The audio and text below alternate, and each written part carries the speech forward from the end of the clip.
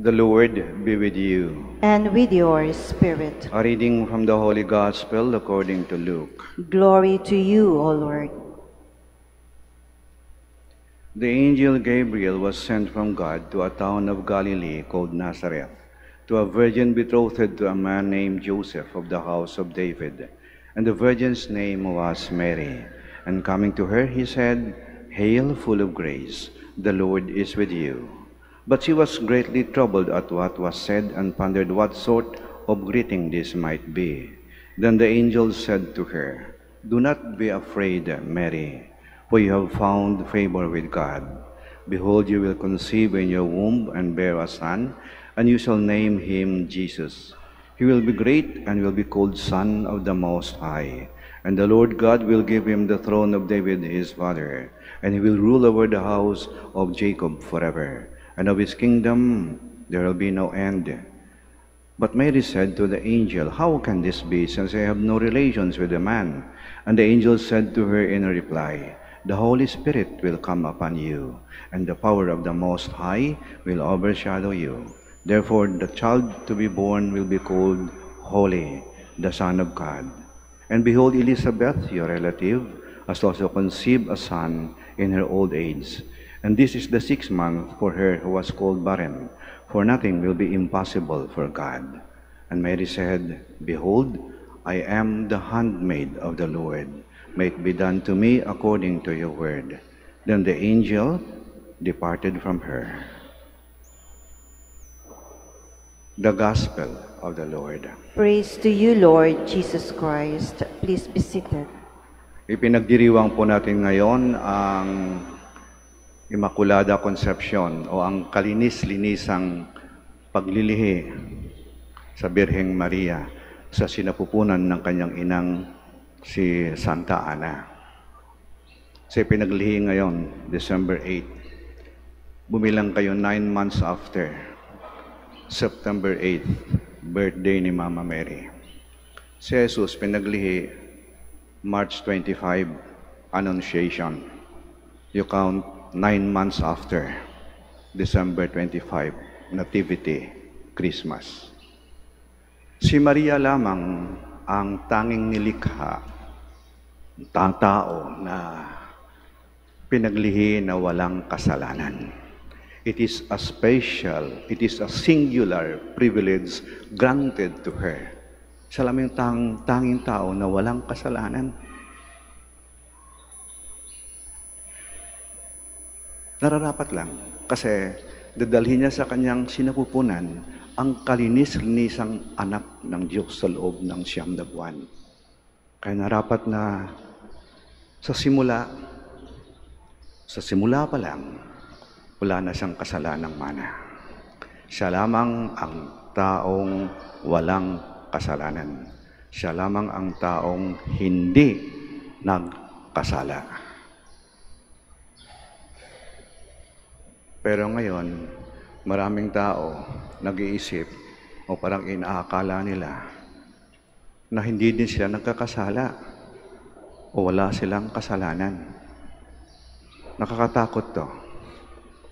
When we think we are sinless, we become shameless.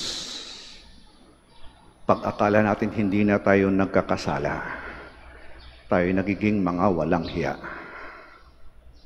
When we lose our sense of sin, we lose our sense of shame. Kasi pag akala mo hindi ka na nagkakasala, kaya naging walang hiya ka na. Kahit anong kasalanan, maaari mo nang magawa. Walang hiya ka na nga eh. Si Maria lamang ang tanging tao na hindi nagkasala. Ito yung magandang paalaala sa atin na yung tingnan yung ating mga sarili. Halimbawa lang, dito sa Manawag o sa misang ito, maya-maya ang dami-daming magkukomunyon. Pero ilan sa inyo ang huli nakagawa ng isang mabuting pagkukumpisal at ngayon ay nasa estado ng grasya? Di ba ang turo sa atin ng katisismo? We can only receive the body of Christ if we are in the state of grace. Yung wala kang kasalanang mortal. Kung minsan na binabaliwala na lang natin to nakakaligtaan na natin. Ito ay magandang paalaala sa atin na isang magandang paraan para paghandaan ang pagdating ng Panginoon sa araw ng Pasko. Hindi naman siya sisilang lang sa sabsaban Muli siyang sisilang sa ating mga puso. At dapat malinis, dalisay ang ating mga puso upang maging karapat-dapat tayong tumanggap si Jesus na hindi lang sisilang sa sabsaban, sa ating malinis na puso.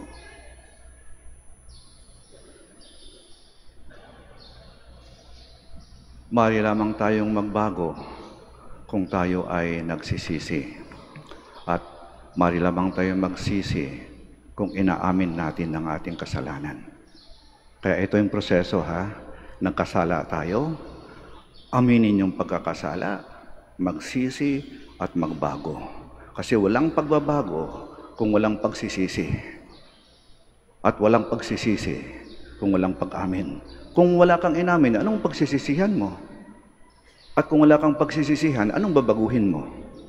Kaya hindi ba nakapagtataka? Kahit tagal natin gustong magbago.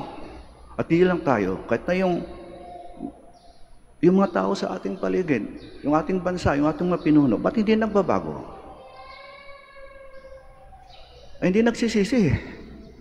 At walang inaamin.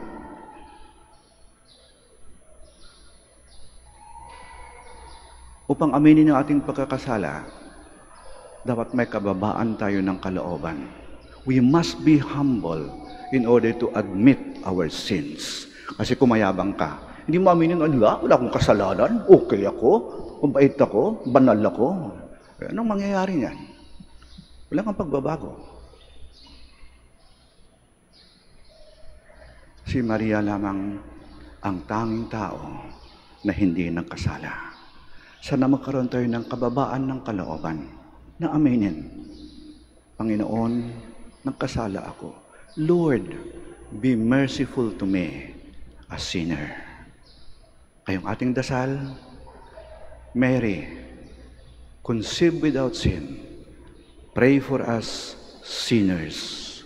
Pray for us sinners, now and at the hour of our death.